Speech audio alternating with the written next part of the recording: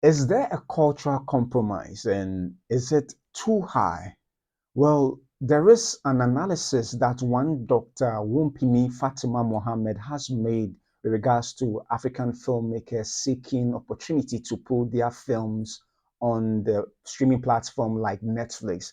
And she says that the cultural price could be too high. And also, will Marvel split their Avengers Secret Wars movies into two?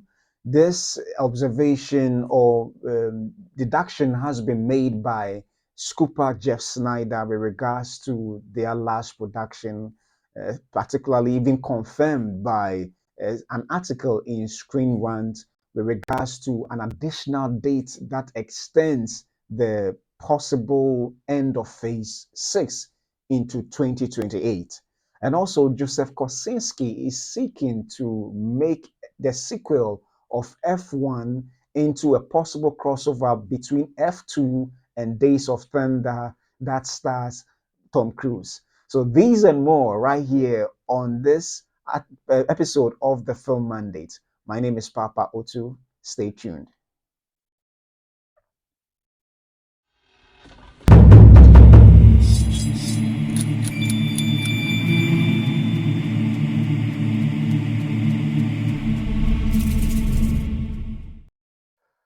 Thank you and welcome back to another episode of the Film Mandate where I bring to you Africa movie news from both the African continent and the international scene. Welcome to this very episode of the Film Mandate and thank you for joining me. So we'll be diving right into the very first story and one Dr. Wumpini Fatima Mohammed has made a very interesting cultural observation that we need to really take a look at. And there's an article published in the Modern Ghana website that I thought is worth discussing or worth going through with regards to what she has said. And the article says that this article was published yesterday, and it says that Netflix gives African film a platform, but the cultural price is is high. So let's take a read at it quickly. So I read, and this article actually was published in on another website called The Conversation, and I felt that this is really interesting. And for those who may not know, she is actually a doctor, Dr. Wumpini Fatima Mohammed, an assistant professor at the Cornell University in the US. So I read. Netflix began its African operations in South Africa in 2016 when the US streaming giant announced it was setting up shop in Nigeria in 2020. Many West African filmmakers, writers, artists, and media audiences were jubilant. Finally, West Africa's creativity and brilliance would be formally recognized on the world stage. Netflix Nigeria's purpose was to produce local content for Netflix, just like Netflix South Africa and later Netflix Kenya.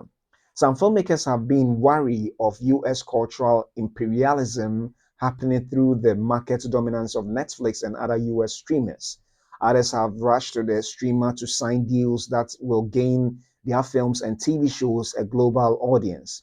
Netflix's interest in African stories comes with a colonial power dynamic that research and scholarship has not fully explored. As a scholar of media and communication, I recently examined the effect of US streamers are having on the stories being told in films in Nigeria and Ghana. In my study, I argue that despite the growing global interest in African pop culture, African creative workers need to be careful about interest from global conglomerates. We can't talk about African cinemas going global without paying attention to how Hollywood's colonial relationship with Africa has shaped and influenced what African filmmakers believe will sell globally. Yeah, um, so, what price is being paid to appeal to global audiences? Filmmakers might focus so much on the Western gaze that they lose focus on telling African stories authentically and respectfully. In my study, I analyzed various films, including the Ghanaian film Azali and the Nigerian movie Lionheart, to argue that that's exactly what's happening, dancing to the tune of the West. Despite the existence of thriving African film and TV industries before the advent of streaming technologies, we are seeing a replication of what I call the everydayness of colonialism in the area of media representations of the continent. Here, African filmmakers and producers find themselves jumping through hoops to tell stories that are fit to be streamed to Netflix's millions of American, European, and global subscribers.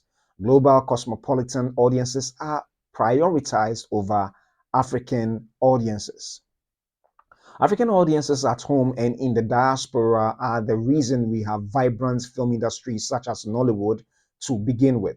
This displacement of African audiences happens both in representation and in access.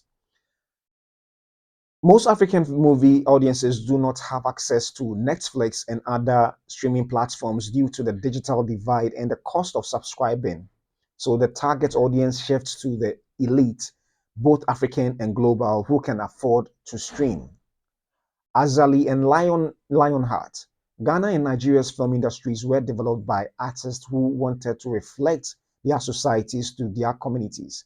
I found that I found that with Netflix's arrival, there is a danger of disrupting and undoing this important work. The intervention of US streamers has led to the development of glossier versions of Africa. They are universal enough to be consumed by anyone, anywhere in the world, even if it means sacrificing the integrity of stories to achieve this global appeal. In Azali, for example, I found that the film sacrificed authentic language and geographical accuracy to tell a story for a Western audience. Azali explores the themes of child marriage, child trafficking, and rural urban migration in Ghana. Here, a film about the Dagbangba was set in the town of Zebula, where Dagbanli is not the dominant language. The film cast non-Dagbanli speakers in major roles to speak a language they neither understood nor had any proficiency in. If Dagbamba had been centered as the primary audience of the movie, this cultural indignity might not have happened. Lionheart, though star-studded, departed from traditional Nollywood narrative conventions. The film tells the story of a wealthy Nigerian film family and the quest of a young woman to take control of the family business. The movie had high production values and told a story that would be considered universally relatable. However, it was disqualified in its bid for an Oscar nomination in the Best International Feature Film category because of its majority English dialogue. Despite appealing to Netflix in the area of production quality and storyline, African filmmakers were still punished by the Academy. Nigeria and Ghana's film industries have traditionally told a wide variety of African stories. Netflix's arrival is reducing African stories to stories about the elite and for the global cosmopolitan elite. Stories about the majority of Africans are being erased. Africa becomes a backdrop to tell stories about the elite class. In my study, I argue that narrative construction is an important part of identity, and that when external factors begin to determine how African stories are told, it distorts the image of Africa for Africans and raises questions of cultural sovereignty. Moving forward, it is refreshing to see African cultures appreciated on a global scale, but this shouldn't erase narratives about the African masses and working communities. There are filmmakers that are resisting the Netflix canon. Nigerian actress and producer Funke Akindele shows that this is possible in A Tribe Called Judah. Her film set a new box office record in Nigeria by avoiding direct to Netflix streamer distribution and staying true to African audiences. The film tells the story of how a single mother and her five sons navigate poverty in Lagos. It was later licensed to stream on Amazon Prime Video after it made history at the box office in Nigeria. Other filmmakers like Omoni Oboli, whose approach centers the Nigerian masses, has turned to YouTube. He tells Nigerian stories while resisting the exploitation that can often come with signing a Netflix deal.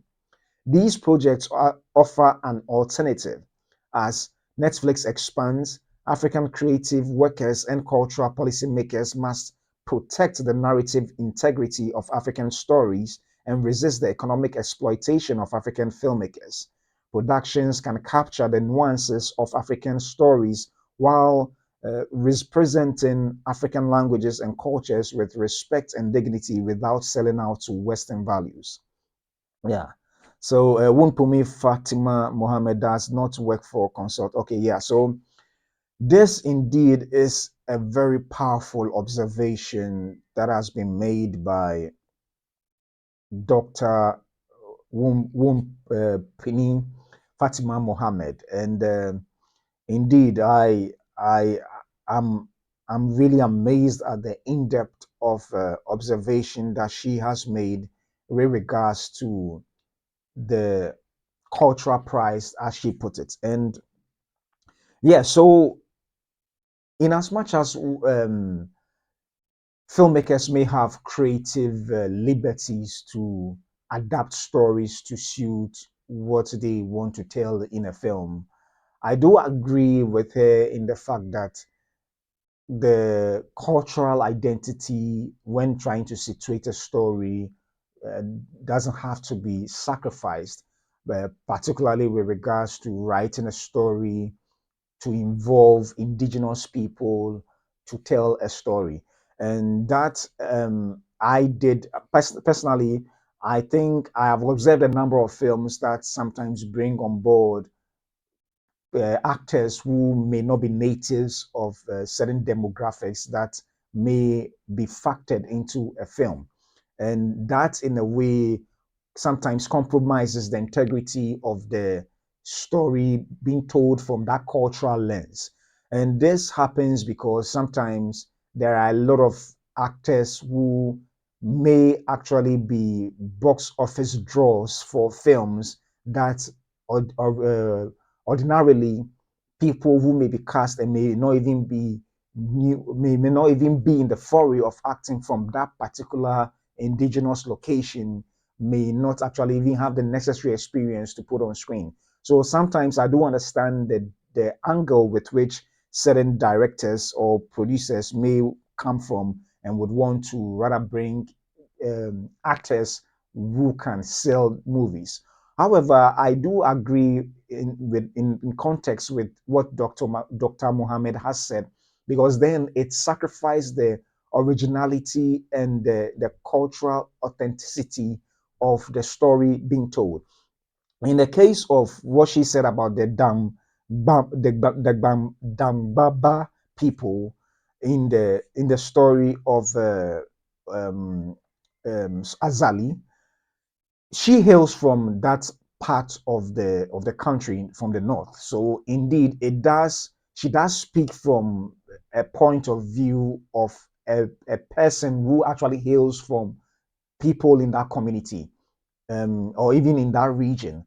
And indeed, it becomes a little challenging when you come from a place where the original language is not spoken the way you knew it or you know it to be, or the people coming from a place where you know that these people are supposed to be from this region and not otherwise. So, in as much as perhaps to the whole world we may look the same, as a matter of fact, when you are from such regions or from a country like ours, you begin to understand that no, there are very clear differences between people from these aspects. Among us as a people, you can easily tell sometimes, not in all situations, but we can easily tell when we are from different regions, particularly if you are considering the northern part of Ghana from the southern part of Ghana. There are clear distinctions as to how we look, as to our accent, as to how we dress, as to certain preferences that we have as a result of our locations. There are times where there are cosmopolitan or metropolitan, I would say, integrations which makes our clear identity blend of a sort. But sometimes even the look can never, you can, with regards to the blending or the integration, the look sometimes can never be done away with, where it is so clear when you see someone come from the north or from the south. However, united as we are, there are still differences among the cultures. And I understand from the angle from where she's coming from that in as much as we want to tell such powerful stories, we need not sacrifice it for African originality or authenticity. And the challenge is, just as she stated, because majority of the audiences on these streaming platforms are not necessarily Africans, they are Europeans and Americans. And sometimes telling these stories may, from the perspective of some producers, may want to sort of um, for lack of a better expression, infuse it with what would appeal to the audiences who can afford just as you said, the elite or those who can afford to pay for the subscriptions. And indeed, that ends up compromising the way Africa perhaps ought to be perceived. With the globalization and the advent of technologies, now you could translate certain languages to know whether that is authentic to a place or not, with just even the tap of a Google Translate app or something. So I understand, especially when we want to represent ourselves on the world stage, compromising who we are is not the way to go. And I like the fact that she contrasted what the films Azali and Lionheart, which she has observed from a very analytical and scholarly standpoint, to that of films made by other Nigerian filmmakers who represented those cultures authentically compared to the previous films I've mentioned. However, no, I'm not taking away from the fact that these films are exceptionally good. They are really good. I personally, I don't come from the region of Dangbaba to be able to understand clearly the angle she came from analyzing it. But from where she comes from, definitely she knows better because she hails from that region. And also to watch the Lionheart, yes, it's true. When you watch Lionheart, majority of the language spoken is about a larger percentage of the language spoken in the film Lionheart is English, and therefore automatically disqualified it from being entered into the best international feature race or category in the Oscars. Otherwise, I'm sure it would have been nominated clearly among the top notch of films representing Africa as a whole. But unfortunately, the sacrifice of the language of expression in the film also caused it not to be entered into the Oscars race, and indeed, it did us more harm than good. Granted, Lionheart is a very good film, but if it had been spoken in an authentic African language, that would have made it possible for it to travel far. And I understand because as a filmmaker, you would want the masses of audience to watch your films, and particularly when you know that the language that you would want to originally shoot it in may not be widely spoken and understood by a larger audience. But I would also counter that to say that with the advent of technology that exists today, where you can even if not necessarily technology, automatically translating languages, yes, the audio languages titles or the audio tracks, you would have to create or sort of dub the languages into different versions to be understood by the masses. So that could have been done where the language could have been the indigenous language represented by the filmmakers in the Lionheart, but then dubbed into English rather than perhaps the other way around if it was actually done. Because I know with certain foreign productions or Netflix productions, once you are done with the production, to have it travel to certain regions or territories in the world, you ought to dub it in those languages to be understood by those people. So perhaps look going forward, we need to really take a look at how we can represent our culture as authentic as possible, and then go the extra mile of creating adapt tracks for certain languages like English, French, Arabic, Hausa, and all the all the foreign Mandarin, so that those territories may enjoy without necessarily sacrificing our originality as a people. This article is so loaded. I wish there was enough time to delve into it further. I've already consumed much of the time. It looks like this may be my lengthier, or yeah, my the most the longest episode ever, but it was worth discussing. Perhaps at another time, I would take the opportunity to delve into it further more. But yeah, it is indeed a powerful article, and I'm hoping that the filmmakers will get the opportunity to chance upon either this video, or I'll leave the link in the description below for them to really take a look at it, and then we need to perhaps review the the the concerns that she brought in. She sort of brought in this article, but I don't take anything from the productions that she has mentioned. Those productions are excellent. They are really good. But indeed, I like the fact that she's coming from the angle of authenticity. And as African filmmakers, we really need to take a look at that. Perhaps someday I hope I will get opportunity to sit down with her and talk about it further, because it's something that perhaps as African filmmakers we need to pay attention to and not sacrifice our identity and compromise on our cultural values and cultural identity. Let me put it that way.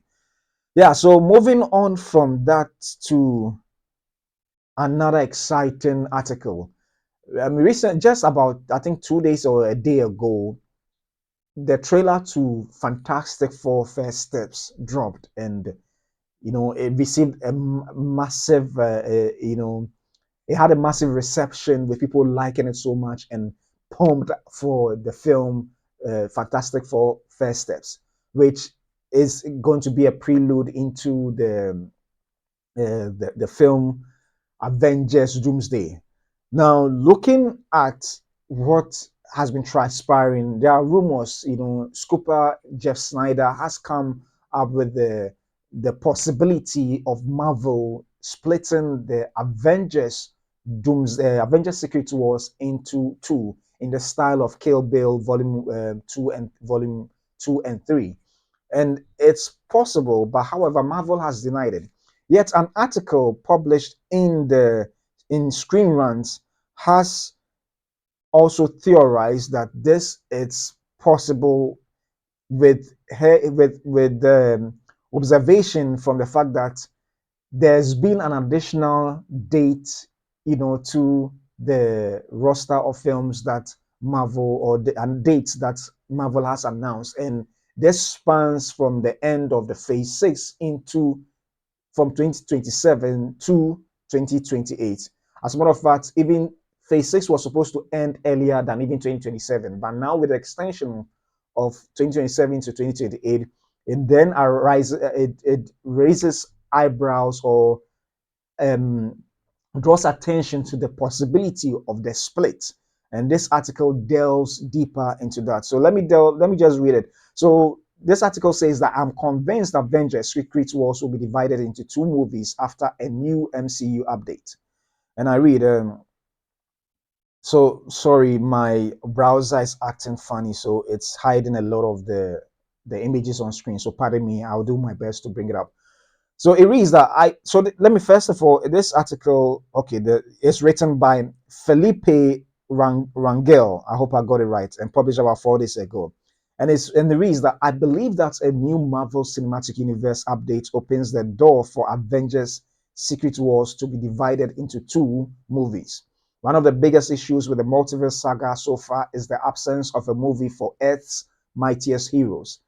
Sure, Thunderbolts was revealed to be an Avengers movie in disguise, and I loved it.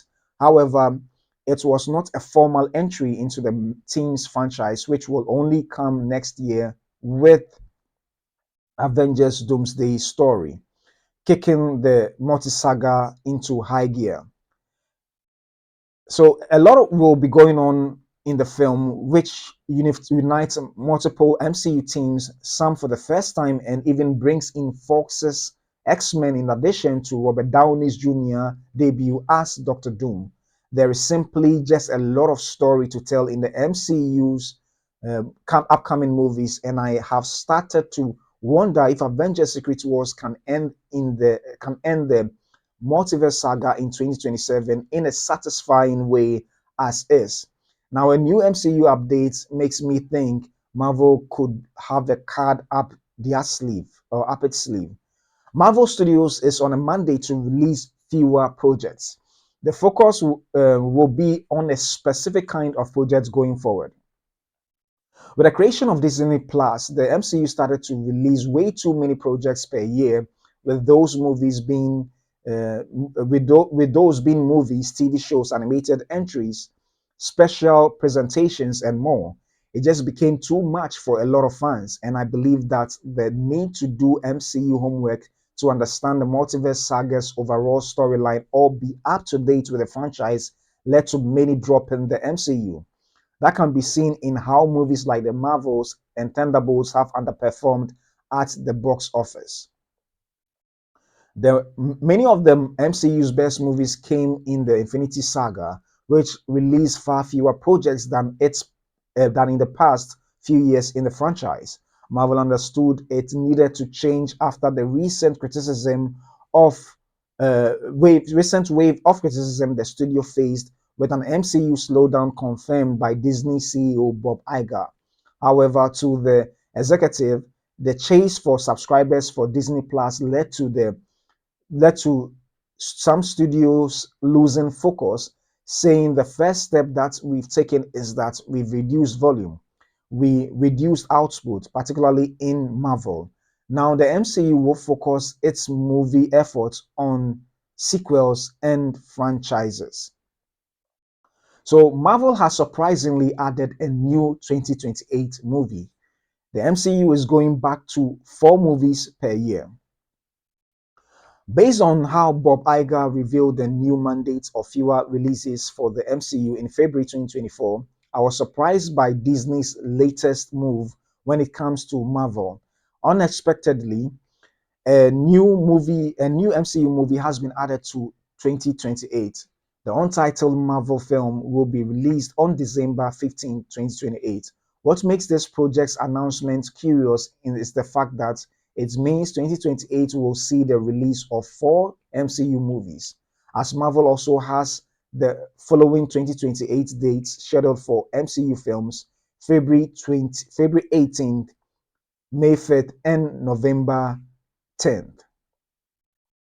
It does not make sense to me that barely a year after an MCU slowdown was confirmed, the studio would suddenly increase the franchise's film output from 3 movies per year at most to 4.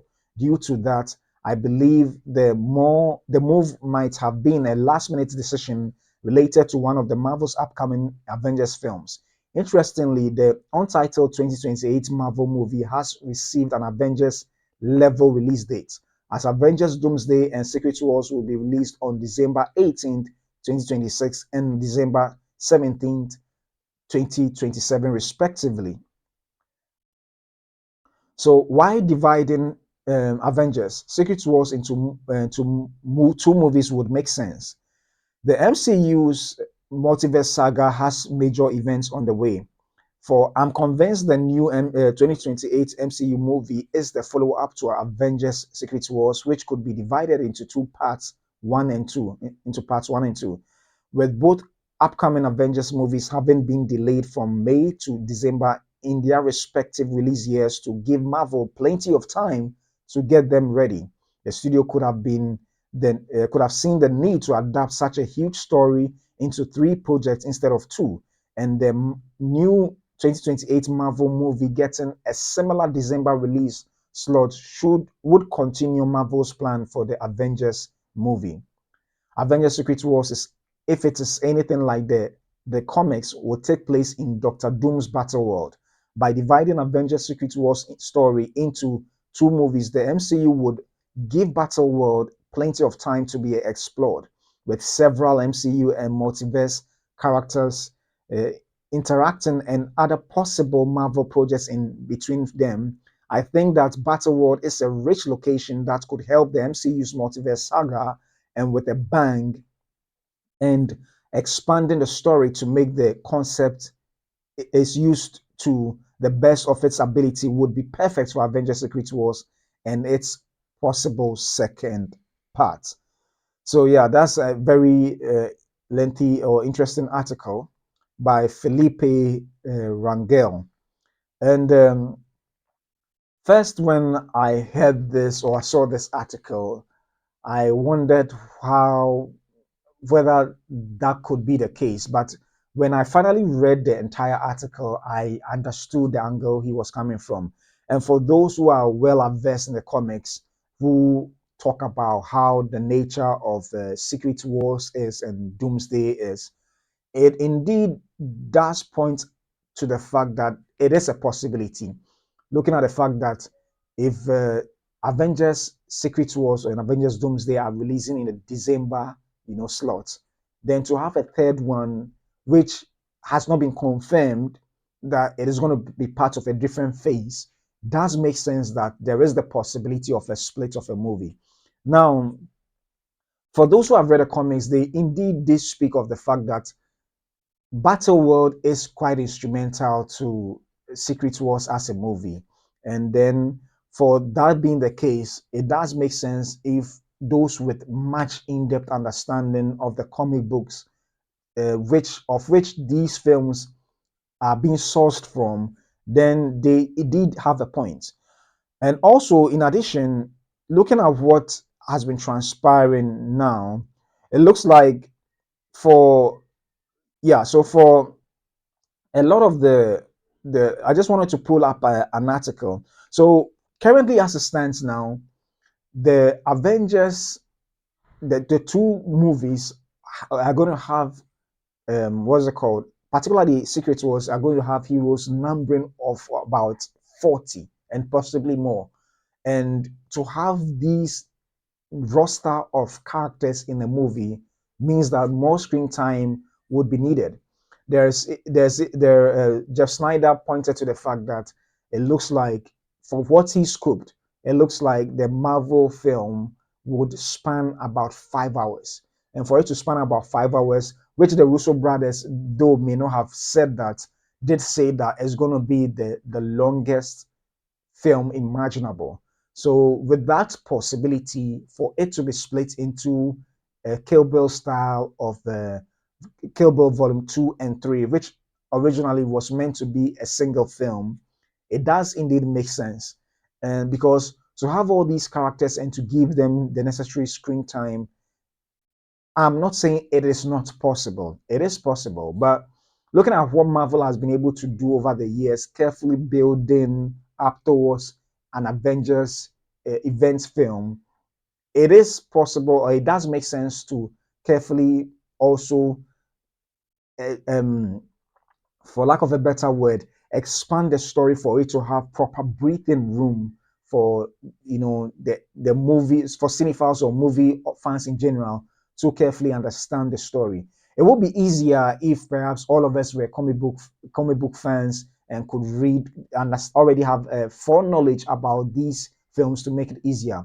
But regardless, a filmmaker's job is to be able to take a source material and then carefully adapt it into a different medium of film. So for I'm sure in making these movie and particularly getting the approval of Feige to have an extra date for which they've not confirmed in any way or form that they are splitting it into two, it does point to a possible split of that film into two, because then I knowing that comic book fans keep saying that Battle World is instrumental to these two stories of Doomsday and Secret Wars, then what Felipe Rangel may be saying could be very true, confirming the scoop of what Jeff Snyder brought. So honestly, I'm looking forward to what they have in store, and whether they split it into two or not. I'm sure fans are eager to wait on what the Marvel has in store for us. So I'll be looking forward to it, and perhaps whether it will be split into two or not, we are yet to see the possibility thereof. So let me know your thoughts on this particular story. If you think it is possibly true, or you have a different theory in regards to why there's a new date in December 2028, you can leave it in the comment section. And also don't forget, for the very first story as well, if you have different thoughts, if you have thoughts concerning that as well, kindly leave it in the comment section below. Wow, we still have two more stories. I mean, one more story to cover and other interesting news to also delve into.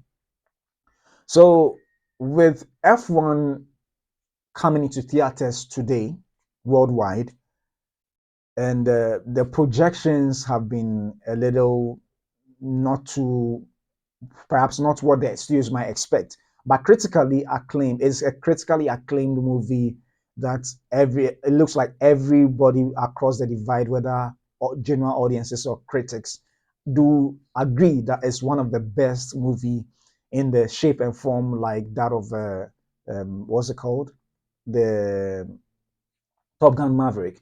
I mean, for those who have seen it, of course, but even for those who have reviewed the films, even the trailer alone, the hype is so real. For there were test screenings that were done, particularly with the F1 drivers, who attested to the fact that this indeed does capture the sport in the way they see it. But going forward, with the uniting of Tom Cruise and Brad Pitt on the red carpet on one of the screening days, or the premiere days, it did point out a lot of suspicion and facts that could there be a reuniting of these stalwarts of filmmakers after having united on, not just on the red carpet over 28 or 25, 28 years ago, and then the fact that they did a film about 30 years ago in Interview with a Vampire, there are rumors circulating that there is possible a possible project between these two. However, it's not even a rumor anymore, as Joseph Kosinski, who directed what's it called, Top Gun Maverick, is also seeing the possibility of uniting these two megastars in a film project where there's going to be a crossover between the sequel to F1 and Days of Thunder, should that actually happen. So let's read an article that was published in the Variety and then see what he has for us. So it reads that F1 sequel should reunite Brad Pitt and Tom Cruise in a Days of Thunder crossover, says Joseph Kosinski, who wouldn't pay to see those two on the track. And this is an article written by Zach Schaff. So there in your short is Brad Pitt and Tom Cruise. So F1 director Joseph Kosinski spoke to GQ magazine UK and said his dream for a sequel to his Brad Pitt racing drama is to actually bring in Tom Cruise for a Days of Thunder crossover. Kosinski previously directed Cruise in Top Gun Maverick, which earned 1.4 billion at the box office, and the duo are currently developing a third Top Gun movie together. Well, right now it'd be Cole Trickle, who was Cruise's Days of Thunder's character. We find out that he and Brad Pitt's Sonny Hayes have a past. Kosinski said about his dream pitch. Sorry. They were rivals at some points, maybe crossed paths. I heard about this epic go-kart battle on Interview with a Vampire that Brad and Tom had, and who wouldn't pay to see those two go head-to-head on the track? Kosinski originally planned to bring Brad Pitt to bring Pitt and Cruise together on the big screen in his own version of Ford v Ferrari. The actors were going to do all of their own racing in the movie, but the studio would not approve Kosinski's desired budget. James Mangold ended up directing Ford v Ferrari with Christian Bale and Matt Damon instead. Yeah, I got close with that, Kosinski told GQ UK, but everything worked out for the best. I got to do F1, but anything is possible. Pitt and Cruise haven't starred together in a movie since 1994's horror classic, Interview with a Vampire, though they have remained friends. Pitt recently showed up at the F1 London premiere and posed for photos with Pitt, who told E! News earlier this month that he's interested in acting with Cruise again on one condition. I'm not going to hang my ass off airplanes and shit like that. Cruise said on Tuesday, today or show Australia in May while promoting Mission Impossible, the final reckoning, that he's thinking and talking about what could we do and what's possible when it comes to a proper Days of Thunder sequel. News broke last November that Cruise was developing a follow-up to his 1990 NASCAR drama. As for the Top Gun Maverick sequel, Kosinski told GQ, I think we found a way to do it, not only in the scale of what we are proposing, but the idea itself of the story we are telling. We are thinking much bigger than. It's a really existential crisis that Maverick has in this, and it's much bigger than himself.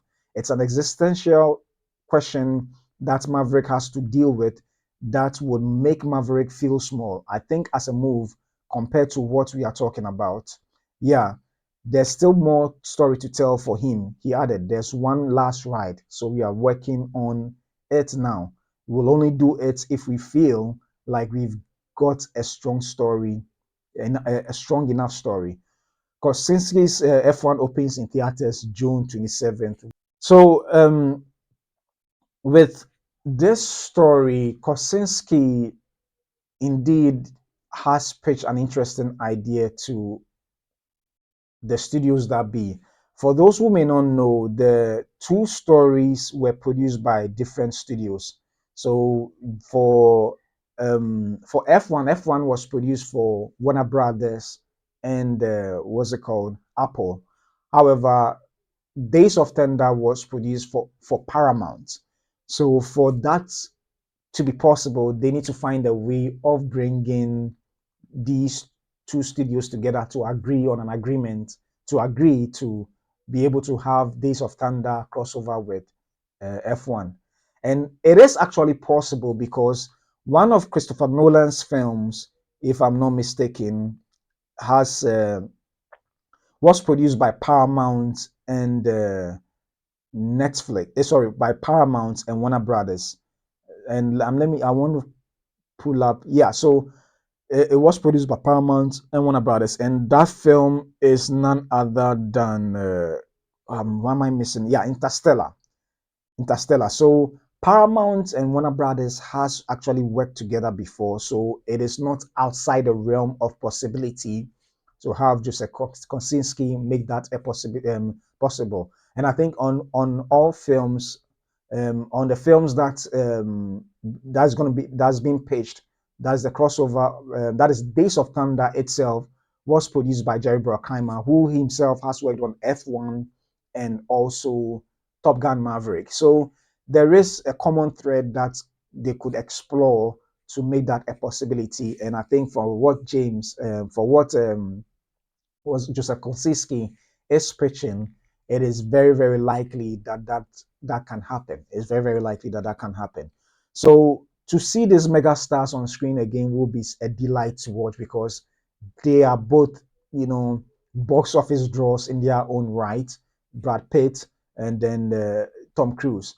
And if F1 proves to be a mega box office draw in the same vein or light as Top Gun Maverick, then it is a sure bet that a crossover between F1 or what is being titled now as F2 and Days of Thunder seems a real possibility. Looking at the fact that even Joseph Kosinski is still working with Tom Cruise on a sequel or on the third installation in the Top Gun series. So it is indeed, I'm sure, for it to be made known now, for all these opinions or um, expression by Tom Cruise on working on a possible Days of Thunder sequel, and Kosinski also talking about a possible pitch. I'm sure discussions have gone on behind the scenes between these three key people, even perhaps fourth person being Jerry Bruckheimer, and then the two stars. So it is possible that they've had discussions and they are discussing with the studio the possibility of a crossover. But it looks like now all is hinged on F1 being a box office draw. It doesn't have to necessarily make a billion, but it can really, if it can really make an impact, by bringing in audiences to watch, then it will be a sure bet. And this is possible looking at the fact that the Days of Thunder itself is a racing car movie in the form of NASCAR. And from what Kosinski pitched, it is in his speech, he said that it is possible that Sonny Haynes has crossed paths with is it Crinkle or so? I'm blacking out on the name, but let me get a name. So yeah, yeah, with Tom Cruise's character, something Crinkle. Pardon me, I'm trying to bring up the name. Yeah, so sorry, Cole Trickle. So it is possible that he may have crossed paths, and then him exploiting that may be amazing because in F1, so the Haynes, that's a Brad Pitt's character is not just a newbie in F1. He is actually a veteran in the F1 Formula One driving race industry. So the possibility of them crossing to have crossed paths in the past is very very possible. And honestly, just as Joseph Kosinski said, who wouldn't pay to see these two on screens? Definitely, a lot of people would want to see them. And it will be just a little like a subset of what we experienced in the Ocean 11, films where you had all these stars. I mean, back then they may not have been as huge stars as today, but they were still big stars in their own right back then, where you had not just Brad Pitt, you had George Clooney, you had Matt Damon, and a whole lot of other mega stars in the film as well. So indeed, if this goes through, this would be a delight. A lot of people would troop in to go and watch what Joseph Kosinski and Jerry Bruckheimer would have for us for Brad Pitt and Tom Cruise. So I'm hoping it actually pans out or works out for them so that we can see this duo on screen. As even in real life, they actually raced against each other. In I think the movie they actually raced against each other in the movie Interview with a Vampire, and I think behind the scenes they've also raced together before. So it will be interesting to see what how this movie will turn out. Looking at the fact that even Tom Cruise has said that Brad Pitt is really indeed a good, racer when it comes to, cars. So yeah, this wraps up my stories for today's episode. Quite a lengthy one, but pardon me. But I'm not leaving you to go without what movies are shown in the cinemas this weekend, beginning from today. So started with Ghana or Nigeria or wherever Silverbird cinemas are.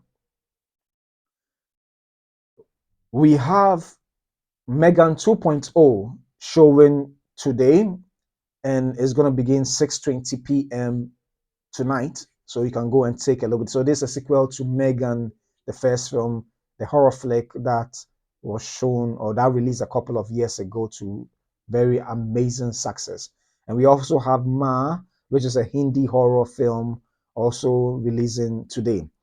Today, as well, just as we just spoke about in the last story, F1, the movie, is showing up in theaters on cinemas today, starting at 10 a.m. this morning. Wow, quite amazing. So, if you have the opportunity to go, you can do so in the morning if you have nothing occupying your time. And I think you should make time to really go and watch this movie. Also, Crossing Paths, which is it's a Ghanaian movie, Black Star Films, is also showing today. Actually, showing tomorrow, 28. Showing tomorrow, 28. And then there are also films from the past that I will leave in the link. On this side that I will leave in the link below that you can also go and watch. And also, if you are anywhere around the world watching this at the moment, you are not left out. And this you can find films wherever is closest to you to watch on the Rotten Tomatoes website. So let's check out the movies that are releasing today.